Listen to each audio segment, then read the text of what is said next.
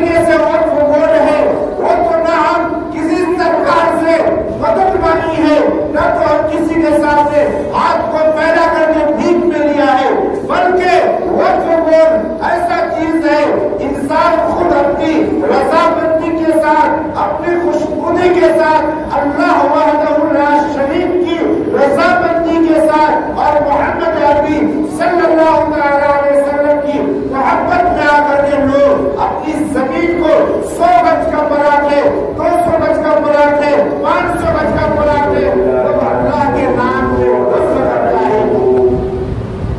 ونستغفره ونؤمن به ونتوكل عليه ونعوذ بالله من شرور أنفسنا ومن سيئات أعمالنا،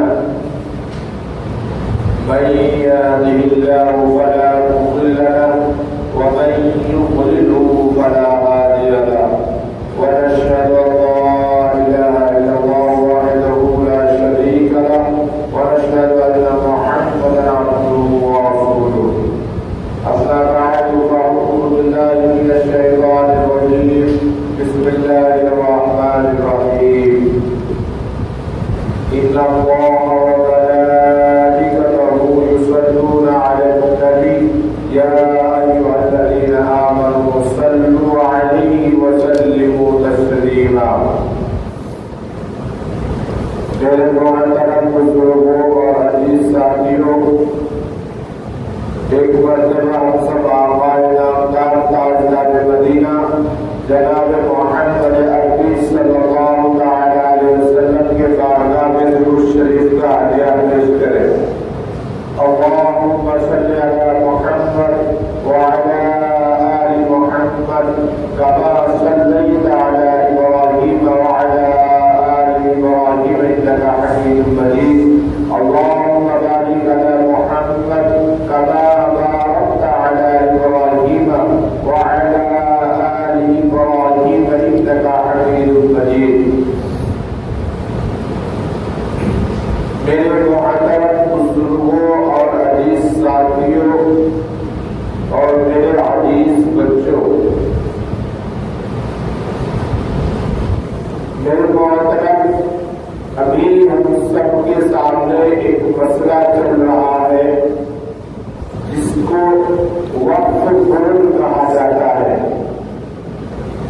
وقف بورڈ کا جو مسئلہ ہے بہت باریکی کے ساتھ ہمیں سمجھنے کی ضرورت ہے کہ وقف بورڈ ہے کیا چیز، سرکار اس کے اوپر قبضہ کرنا کیوں چاہتا ہے، اس سے مسلمانوں کا کیا نقصان ہو سکتا ہے۔ میرے عزیزوں، وقف بورڈ مسلمانوں کی ایک جگہ ہے جس کے اندر ہمارے اکابر، ہمارے بزرگوں نے اپنی زمین و جائیداد اس کے نام کر دیا۔ باقی وقف بورڈ ایک ایسا مسئلہ ہے جس کے اندر انسان اللہ کی رضا کے لیے، اللہ کی خوشنودی کے لیے، نبی کریم صلی اللہ تعالی علیہ وسلم کی محبت میں لوگوں نے اپنی زمینیں وقف کر دی۔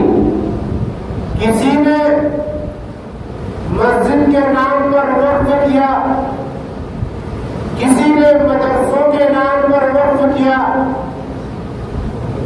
کسی نے خانقاہوں کے نام پر وقف کیا، اور کسی نے وقف بورڈ کے نام پہ وقف کر دیا تاکہ اس زمین کا جو اچھی قیمت آ سکے، جو اس کا کرایہ آ سکے، اس سے مسلمانوں کی رہنمائی خوبصورت انداز میں کیا جا سکتا ہے۔ وقف بورڈ وہ چیز ہے جس کے اندر ہمارے اکابروں نے، ہمارے پرکھوں نے اپنی زمین کو دان کر کے، اپنی زمین کو وقف کر کے، تاکہ مسلمانوں کی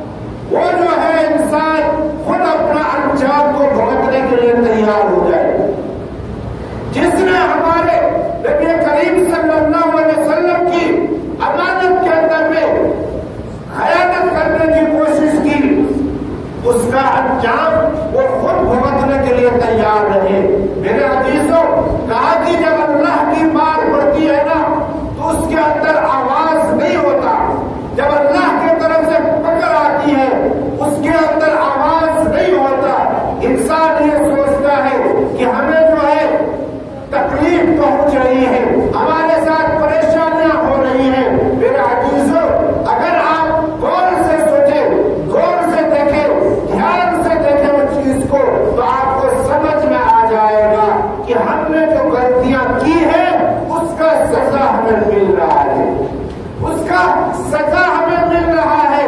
میرے محترم، آج مسلمان یہ بات پر اتنا فخر کرتا ہے کہ ہم مسلمان ہیں، مسلمان کے گھروں کے اندر پیدا ہو گیا ہے، مسلمان بن گیا ہے۔ میرا عزیزو، اگر نماز کا پابند نہیں ہے تو نماز پڑھنے کے لیے جمعے کے دن آ جاتا ہے۔ میرے محترم، ایسے نمازیوں سے کیا کہتا ہے کہ اللہ کبھی خوش نہیں ہوتا۔ کہاوت میں کہا گیا ہے 8 کی نماز گھاٹ کی نماز 360 کی نماز۔ تو میرے حدیثوں، 8 کی نماز کون سی نماز ہے، گھاٹ کی نماز کون سی نماز ہے، اور 360 والی نماز کون سی ہے؟ 8 کی نماز اسے کہا جاتا ہے کہ جو ہم جمعے کے دن آ کر کے نماز پڑھتے ہیں 8 دن میں ایک مرتبہ، اس کو کہتے ہیں 8 کی نماز۔ اور گھاٹ کی نماز وہ ہے جس کا کوئی ہمارے رشتے دار میں، ہمارے خاندان میں انتقال ہو گیا، ہم اس کے جنازے کی نماز میں شریک ہو گئے، تو وہ گھاٹ کی نماز ہے۔ اور 360 کی نماز وہ ہے کہ جیسے کہ ہم عید اور بقرعید کی نماز پڑھ لیتے ہیں سال میں ایک مرتبہ، نہ تو وہ ہمارے اوپر فرض ہے بلکہ واجب ہے وہ نماز، لیکن ہم لوگ عید اور بقرعید کی نماز کے لیے بڑی خوشی کے ساتھ آتے ہیں، بڑی لگن کے ساتھ آتے ہیں، بڑی عاجزی اور انکساری کے ساتھ آتے ہیں، اور ہمارے چہروں پہ ایسا مسکان ہوتا ہے، ایسا خوشنما ہوتا ہے کہ جیسا کہ آج ہم اپنی گناہوں کو معاف کروا کر کے اٹھیں گے۔ میرے عزیزوں، آپ لوگ اس بات کو پر دھیان ضرور رکھے گا، کہا کہ جو انسان نہ تو کوئی عبادت کر سکتا ہے صحیح طریقے سے، نہ اس نے روزہ رکھا ہوگا، نہ اس نے تراویح پڑھی ہوگی، نہ اس نے کوئی اچھے نیک اعمال کیے ہوں گے، لیکن عید والے دن سب سے پہلے نہا کر کے، خوشبو لگا کر کے، اچھے نئے کپڑے پہن کر کے، اور عیدگاہ کے اندر یا مساجد کے اندر آ کر کے پہلی صف میں بیٹھا ہوا نظر آئے گا، جیسے کہ بہت بڑا اللہ والا ہے، جیسے بہت بڑا بزرگ ہے۔ میرے عزیزوں، کیونکہ اس کو صرف اس چیز کا معلوم ہے کہ ہم نے کوئی عمل نہیں کیا، لیکن سب سے پہلے جا کر کے عیدگاہ میں بیٹھے گا اور لوگوں کو ترغیب کرے گا کہ تکبیر پڑھو، اللہ اکبر اللہ اکبر لا الہ الا اللہ اللہ اکبر وللہ الحمد، یعنی اس کی صدائیں بھی لگائے گا۔ لوگ یہ سوچے گا کہ بہت بڑا اللہ والا ہوگا، لیکن میرے عزیزوں، کسی کے شکل سے، کسی کی صورت سے کوئی اندازہ نہیں لگایا جا سکتا، کوئی اندازہ نہیں لگایا جا سکتا ہے۔ جس طریقے سے ہمارے پی ایم مودی صاحب نے کہا تھا کہ کپڑوں سے اندازہ لگائے گا کہ کون مسلمان ہے، اس کے کپڑے سے دیکھ کر کے پہچانے گا کہ مسلمان ہے یا نہیں ہے۔ پی ایم مودی صاحب، میں آپ سے بھی کہنا چاہتا ہوں، اگر آپ کے پاس یہ ویڈیو پہنچے تو آپ کو ذرا دھیان سے سن لیجیے گا کہ اگر مسلمانوں کا اندازہ اللہ کے نبی صلی اللہ علیہ وسلم نے جو بتلایا ہے اس کے اندازوں سے اندازہ لگایا جا سکتا ہے، اور کپڑوں سے نہیں اندازہ لگایا جا سکتا ہے۔ داڑھی ٹوپی رکھنے سے کوئی مسلمان نہیں ہو جاتا ہے۔ مسلمان کی پہچان کیا ہے؟